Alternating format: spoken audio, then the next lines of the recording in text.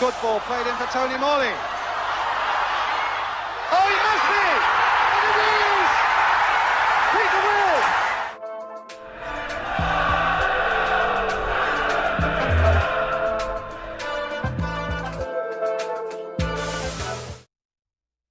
Hello, everyone, and welcome to another edition of Gather Round Again, an Aston Villa podcast brought to you in association with UnderAGasLitLamp.com. We are here to talk about Aston Villa 2, Olympiacos 4. And I'm joined by my good friend here, Andy. Hello, Andy. How are you doing? Yeah, pretty good. Thanks, Craig. Thanks for inviting me on again. It was a busy night at Villa Park, wasn't it? It was all sorts of ups and downs on the night, but plenty to talk about in a short period of time, I believe. Plenty to talk about in a short period of time. Yes, this is going to be a lightning round edition of the Gather Round Again podcast. So, Andy, a quick note, because we weren't able to record a show this week due to commitments. Just a very quick note on the big win at the weekend. Aston Villa inching, or the draw, sorry, with Chelsea following up the win previously against Bournemouth. Just give us your 1 minute take on that game, Andy, and I guess now in retrospect, with Tottenham having lost to both Arsenal at home and also now Chelsea away, that now becomes a much stronger effort from Aston Villa, Andy. Yeah, it does. And I think in the grand scheme of things, a really good point. I think Chelsea are actually, a lot better than people give them credit for. Obviously, they've had some really difficult times over the last couple of years, with all sorts of well-documented recruitment issues and various things behind the scenes. But it feels like Pochettino now has got a real grip on that team. They certainly look like an side, excellent on the ball. Great shape to them, and they have now sort of really dominated it twice at Villa Park in the last few months, which is something we're not really used to seeing. But we got away with one here, I think. Disappointing, obviously. Great to go 2-0 up. Disappointing to give up that lead so meekly. But very, very fortunate, I think, at the end to have the potential winning goal disallowed for a very weak foul. I thought on Diego Carlos. I'd have been very annoyed if that had been at the other end. It was a massive, to me, a real point gained, and in the context of the previous two games, having beaten Arsenal and Bournemouth, I think 7 points from those three is absolutely huge, and it's put us in a tremendous position now. A tremendous position is absolutely right. I would like to hazard a guess that some people that were kind of banging the drum for it's been a conversation in amongst Villa fans for months and months and months, really, is would you prefer to win the Conference League or qualify for Champions League? Now it looks like our position in the Champions League is somewhat secure-ish. I mean, we're not far away. Another win might do it. And our future in the Conference League is looking a little bit dicey after last night's defeat. Have you revised your opinion on this, Andy? Are you still, are you still confident we can do both? Well, no. It's hard to be confident that we can do both after last night, and I'm sure we'll talk about that in a minute. But certainly now, I'd be very disappointed if we choked and didn't finish. I think that would be disappointing from this position. Having said that, to secure fifth place and Europa League football so early, really, 4 or 5 games to go, that's really impressive. And it just underlines what a tremendous season it's been.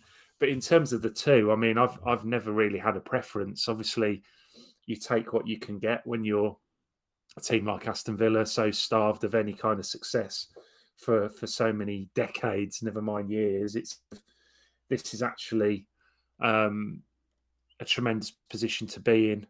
I think, yeah, there's a lot of discussion about this, isn't there? Would you rather win a cup or qualify for the Champions League? And I think as fans, we like the idea of lifting a trophy, don't we? We like that memory of doing that. But in terms of the club and where the club wants to be, there's no place other than the Champions League to be able to stretch things and to go into an area that we just have never been in, or certainly for a long time. So I think, I'd like to see us win a trophy, but in terms of the club and the trajectory, we have to be in the Champions League. We are very close to the Champions League. It may even be confirmed on Sunday if all goes our way. And I will say that we are not dead yet. To quote an old sketch some of you may or may not be familiar with. So let's talk about this starting lineup first of all, Andy. Pau Torres to the bench. Robin Olsen we knew was going to play either way. He did play, and we'll talk about that soon. It was Longley in for Pau Torres. The rest of the team kind of picked itself with just the catalogue of injuries that we have at this point. I was actually thinking about the injury to Zaniolo as well. I was like, that's even been a little bit annoying because he had his best game for Villa against Arsenal, and then he's out for a few weeks, and Moreno as well. I mean, it's been unrelenting, and now Tielemans is out, Martinez is out.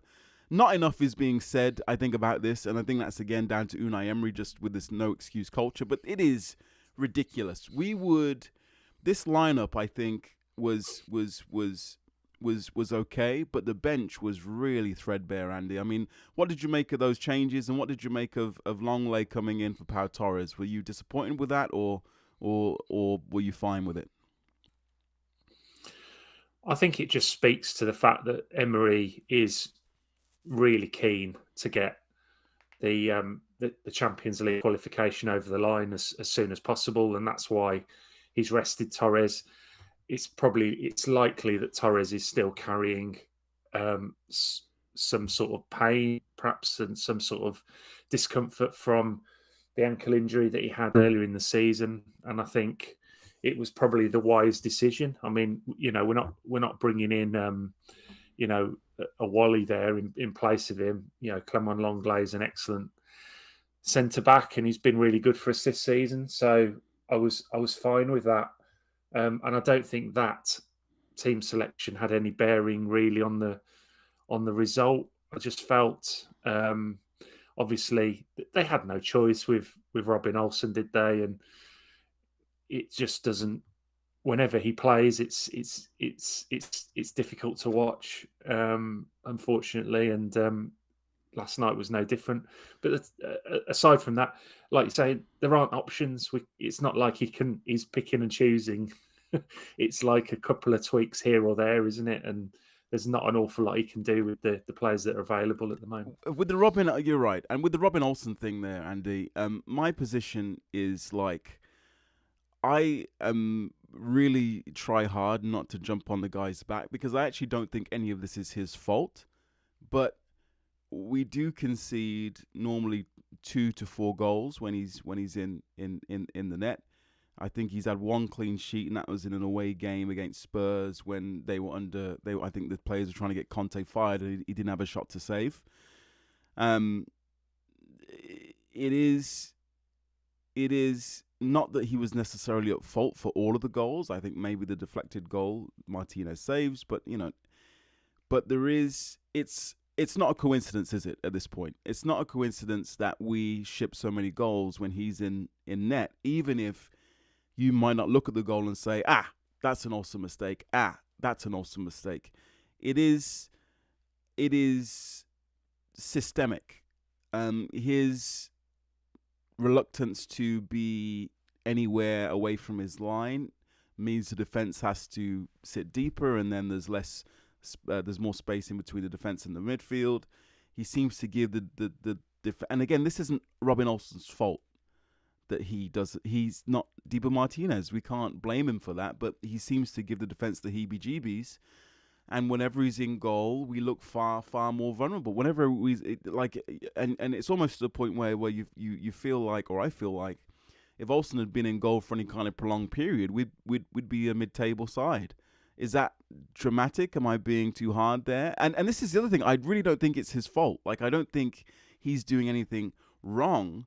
I just think that he is not suited to playing out from the back. He's not suited to coming off his line. He's not a sweeper keeper. He's kind of a little bit more old school, like a previous generation keeper. And I think he's being asked to do things that he can't do. And I feel for the guy, but it's not a coincidence in my view that we let in so many goals when he plays. And I think that this is a position that's untenable for him moving forward. I don't think that he can continue to be Aston Villa's number 2. Am I way out of line here, Andy? Or what are your thoughts? No, I think you're right. I think it won't carry on past this summer, will it? I think the fact that they've brought in Joe Gauci, the lad that was on loan at Exeter, Sinisalo, has apparently had an excellent season, so he might be in contention as well. There is no question that we just cannot go into another season with Olsen as the backup, because it's so detrimental to the way we play. I mean, talking about the Chelsea game, for me, the first Chelsea goal came about because and it wasn't necessarily Robin Olsen's fault, but it was Cash demanding the ball off him. And rather than Olsen just kind of keeping possession, bearing in mind we were 2-0 up, just keep possession, slow it all down again, and let's go about this in our usual steady manner. He's given the ball to Cash, and Cash has completely misjudged it and switched it across. And that's, we weren't set up for that move, and Luiz has ended up getting caught. And it's that kind of thing, that kind of, Martinez just puts his foot on it and goes through his usual process. So it's that kind of thing. But yeah, like you say, any of the goals his fault? I thought, Martinez perhaps saves the second goal last night. And definitely the fourth goal. I think Martinez. I mean that's an awful bit of goalkeeping. I think, and this is Martinez again. It's not Olsen's fault for being Martinez. I don't think Martinez gets beaten one-on-one at his near post in that first goal. I think he has a better understanding of where the angles are, and the player would either have to beat him with a shot low into the bottom corner. You just don't see Martinez really get beat on his near post like that. And I also think he's able to adjust quicker, just because he's more dynamic and than Robin Olsen is to save the fourth goal. But again, this isn't. I don't want to split hairs on this, and I don't want to spend too much time on this because this is going to be a shorter show. It just feels as though the Robin Olsen relationship may have mutually run its course, because this can't be fun for him either. And hopefully Gauci or Sinisalo, as you mentioned, can be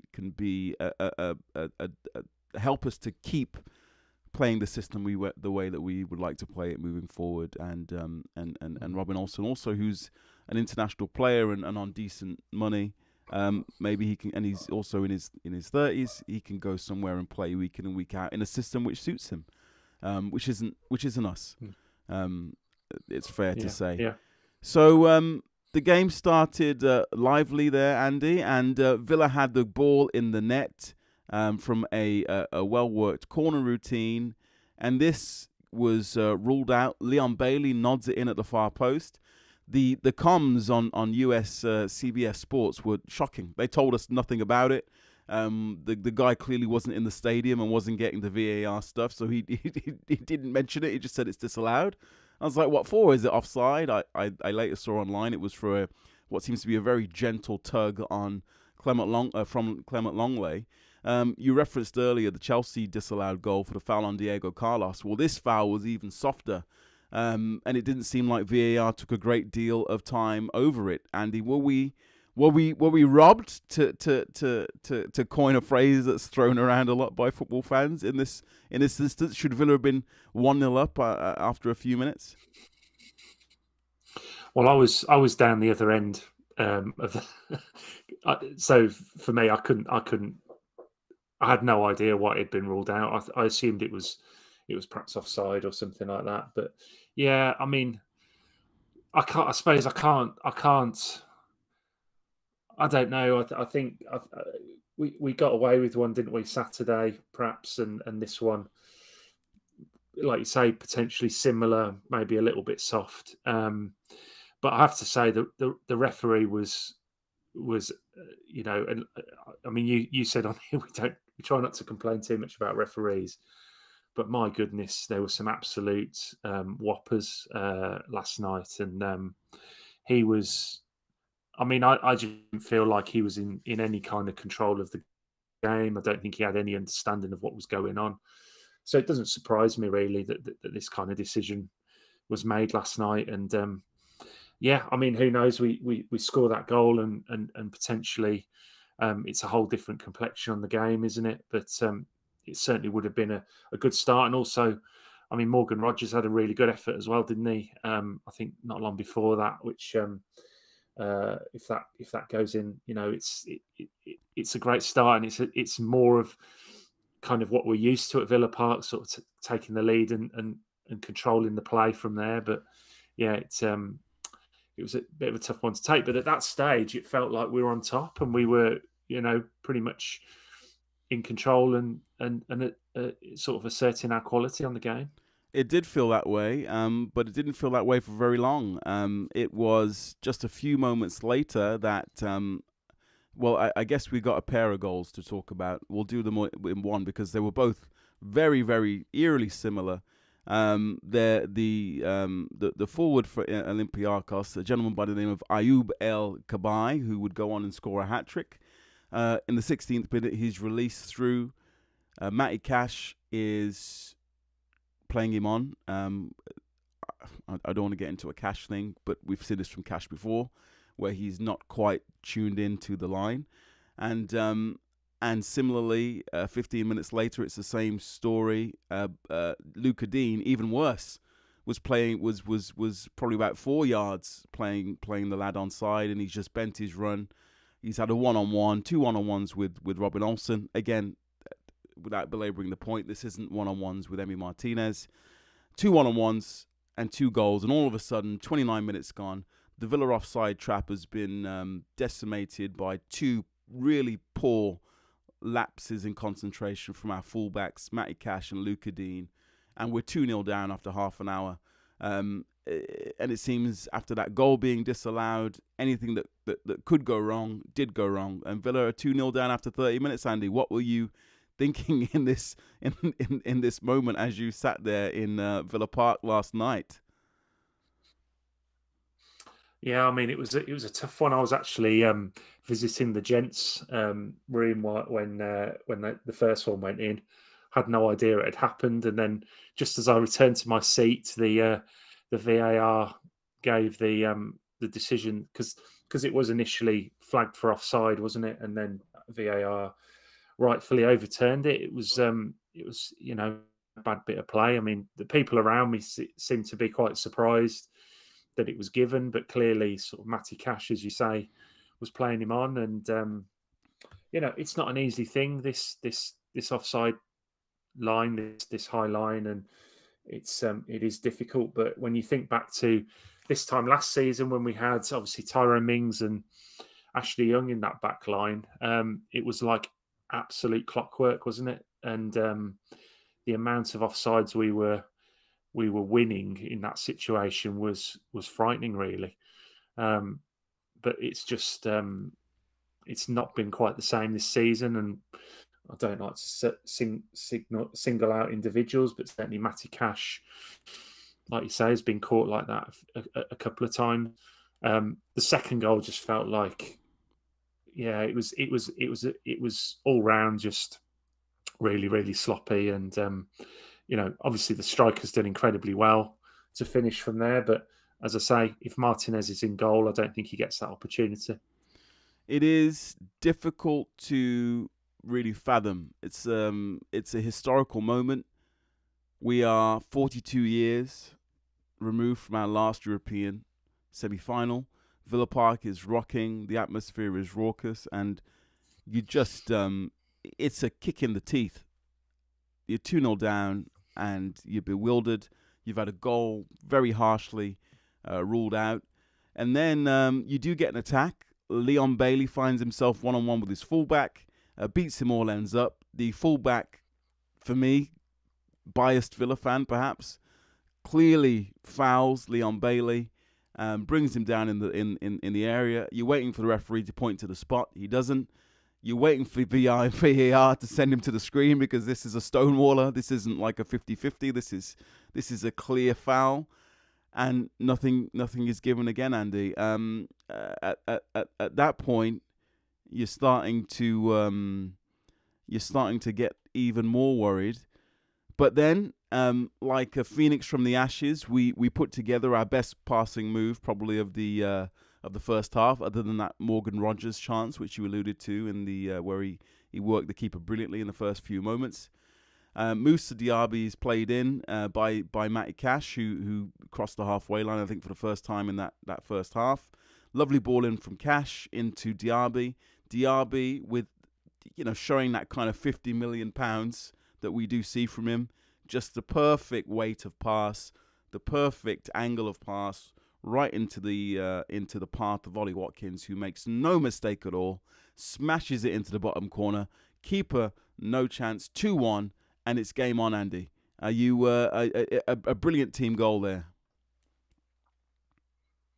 Yeah, absolutely. And I think at that point we went again after that, just before the break, and I mean it was a fantastic goal, and it just felt like if we'd have played for another 2 or 3 minutes, we may well have got another one, because we were well on top, and we had them really rattled. Then it was an unerring finish, wasn't it? I mean, it was a tremendous finish by Ollie, and it was just clinical. It kind was of what we've come to. Yeah, any kind of like top striker you can think of the Premier League era. Like it felt like an Aguero finish.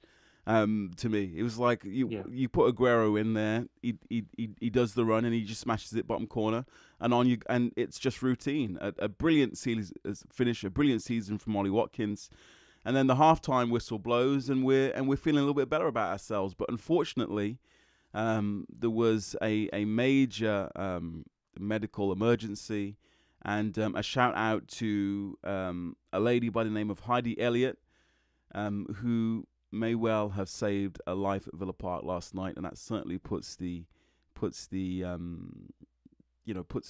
perspective on any feelings we might have about a football match. So I hope that the individual who had the health incident makes a full recovery, and thanks to Heidi and the work of the Villa team and the Villa fans also clearing the area so quickly and diligently. That person lives to fight another day, and that is, incredible stuff. It did delay, of course, the start of the second half, but we did carry on as we went forward, and then again, it's another lovely move, just really straight after half time, 52nd minute. Leon Bailey and Moussa Diaby causing chaos on the right hand flank. And Diaby squeezes a finish in from an acute angle to equalise the tie at 2-2. And then I think there's only one winner here. Villa are going to win 3 or 4-2. We're going to take a nice lead into the next leg. Did Moussa Diaby mean that one, Andy, or do you think perhaps it was a cross gone wrong? I actually think he did. Looking back on it, I wasn't sure at the time. It looked like a really tight angle. And I wondered whether it actually flicked off a defender, maybe, to take it into the net. But no, I think he absolutely did. It was a really, really good finish. It's not dissimilar. I think Ollie Watkins scored from a similar angle against Chelsea earlier in the season, didn't he, at Stamford Bridge? And yeah, it was one of them where he just didn't think about it. He just lashed it towards the goal, and yeah, it was really nice. And I think at that point we felt that we would take control. Then I think there was only going to be one winner at that point, because the crowd was really pumped, and the players looked energized, and it just looked like we were going to go on from there at that point. But yeah, I was pleased with Diaby. I thought we were going to smash them from there, Andy. I really did. When you break it down, I think Diaby had a really good. Statistically, he's had a good game. He's scored and he's made a goal. But I just felt like it was another one of those. He just sort of, at times, when we're really up against it and we need him to get to that ball, or just go that extra bit, he tends to pull out of a challenge, or he'll jump over the tackle or something, and you just kind of, and he's the guy on the pitch at the end of the day. But I just felt like sometimes you just want that extra 1 or 2% from him. Yeah, I'm hoping that we see. Perhaps isn't always willing. Yeah, I agree with you completely. I'm hoping that we see a physical transformation. I'd like to see him bulk up a little bit and be a lot firmer, a lot stronger, put on a little bit of muscle mass, and be more of a Sadio Mane type character. Again, diminutive but combative. And I'm hoping that they send him away with an individual training program. I think we saw that with Leon Bailey as well. I think certainly he came to the league from the Bundesliga, from Bayer Leverkusen, same deal. And he was very, very lightweight, and he's bulked himself up and strengthened himself up. So I'm hoping we see the same for Moussa Diaby. But that 2-2 did not last very long, and all of a sudden there's a corner which may not have been a corner. Douglas Luiz is sunbathing with his hands above his head, or whatever he was doing. The ball's headed into them. I've seen people say this isn't a penalty. This is a penalty all day long for me. You cannot have your hands up there literally above your head, and the ball struck him on the arm. Not a lot you can do about it in terms of the distance, but also your hands just can't be up there. There's no way you can suggest that's a natural position, unless you're a goalkeeper. El Kaabi smashes the penalty away, and we are back down again. And then the game falls into a similar pattern. It's end-to-end. And then Santiago Hezze hits a speculative effort. It bounces off the bonce of Ezri Konsa. Olsen, as we've already discussed, couldn't get near it. And all of a sudden, we're two goals down again. And it's just thoroughly miserable. And then we get, towards the end of the game, a green shoot of possibility. John Duran, box office John, always comes on and does something. He's taken down for a penalty, wins a penalty, I think it's fair to say. And Douglas Luiz just caps off his afternoon with a penalty miss, Andy. 3-2 going into the second leg away would have been, actually, I wouldn't say fine. You'd still be a little bit disappointed, but I'd be much, much more confident with a 1-goal deficit rather than a 2. What are your thoughts on Douglas Luiz, and also what are your thoughts on the second leg, Andy? Where do we stand in this tie? Well, first on Douglas Luiz, I thought he was pretty shocking last night in terms of his overall performance. I think he was trying hard, but it just wasn't. For some reason, it's just not coming together for him at the moment. And I think it's interesting that those 2 games we won recently against Bournemouth and Arsenal so impressively was with John McGinn and Tielemans in the midfield. And I just think when Dougie's there, things don't joy quite so well at the moment. That's not to say, I'm not casting any aspersions on Douglas Luiz at all. It's just a run of form that he's having, I think, and he's potentially, missing Kamara there alongside him, who helped him a lot, I think, in terms of him being able to play his game.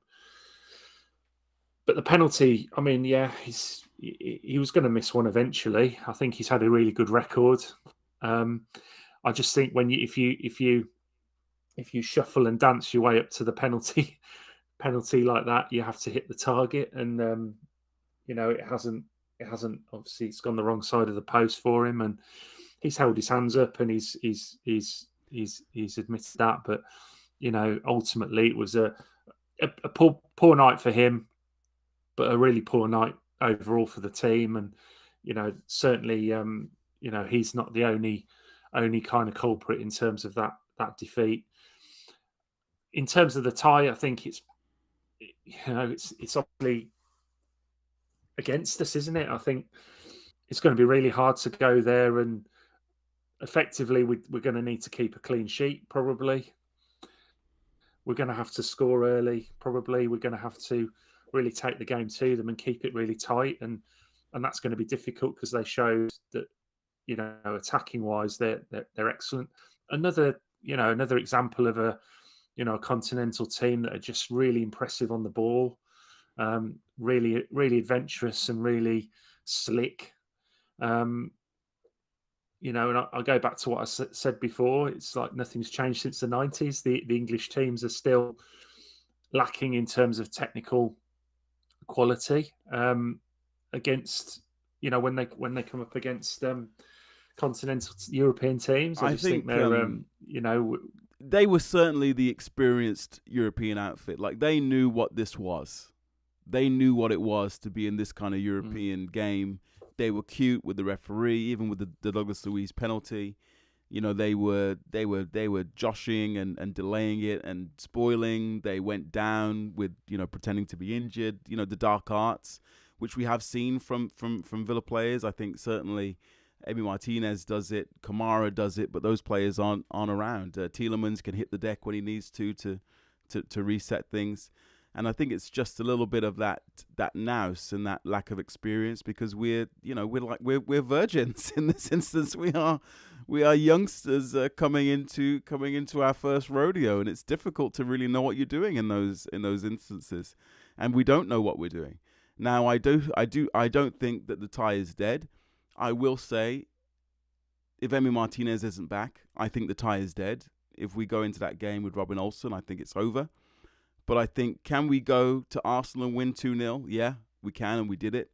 Is this team better than Arsenal? No. The Olympiacos, as well as they play, they're no Arsenal. Can we go there and win 2-0 and force extra time? Absolutely we can.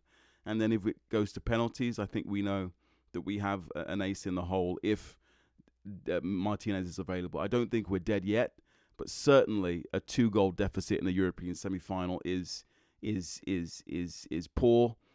It definitely puts them, Olympiacos that is, in the driver's seat. And as Unai Emery said, they're clear favourites. And Emery's interview was very clear. He was like, we didn't play well. This isn't about the referee. This isn't about luck. We played badly. And that is absolutely true. But we do not have time to sulk and rest on our laurels, Andy. We are up against Brighton at the weekend. Brighton are having a terrible run of form. Perhaps a good time to play them. A quick score prediction for Brighton, Andy, before we say farewell. My goodness, yeah, what a big game. I think, we'll be keeping an eye on Anfield as well on Sunday, won't we? But, I think, we've got to bounce back. It's going to be really tough to go there after Thursday night. So I think it's going to be, I'm going to have to predict a win. I'm going to say 2-1 to Villa. 2-1 to Aston Villa. Okay, I'm going to say I think Brighton are conceding a bunch of goals. We always seem stronger after a European fixture. Zaniolo may be ready to start and help us out a little bit. Moreno is close to being back. Tielemans, I don't know if he's going to be ready, but the big one is Emi Martinez. If Emi Martinez is back, I think we win. I think Spurs do not win. I don't know if they lose to Liverpool, but I think they get a draw at best. And I think, I think our Champions League, won't be confirmed for another fixture. But I think we're going to win. Spurs will draw, and it will be more or less done. And I'm going for a 3-1 Aston Villa win, assuming Emi Martinez is back. No offense, Robin. All right, this has been your episode of Gather Round Again. Thank you for coming on and joining us to talk about Aston Villa's first semi-final in 42 years. all hope is not lost. We're not dead yet. And hopefully, with Tielemans and Martinez to return in the second leg, I believe this Olympiacos team can be got at. Let's put this one to bed and look forward to the Brighton game and say up the European Villa. Thank you so much for watching and farewell. Thank you for tuning in to Gather Round Again, an Aston Villa podcast. Please like down below and